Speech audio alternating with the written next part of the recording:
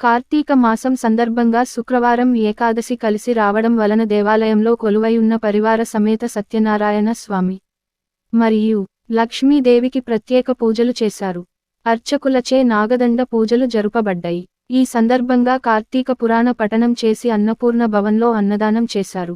ఈ కార్యక్రమంలో దేవాలయ కార్యకర్తలు గంగుల రాజిరెడ్డి, పుల్యాల అరుణ్ రెడ్డి, సునంద, సుజాత, విజయలక్ష్మి, శ్రీనమ్మ, కల్పన, రమ్య, అరుణ పాక పవన్ కుమార్, స్వరూప్ చంద్, దేవాలయ సిబ్బంది manager L Ravi, assistant manager Durgam Sudheer, Srinivasarao, Padma, Venkata Sai Teja తదితరులు పాల్గొన్నారు.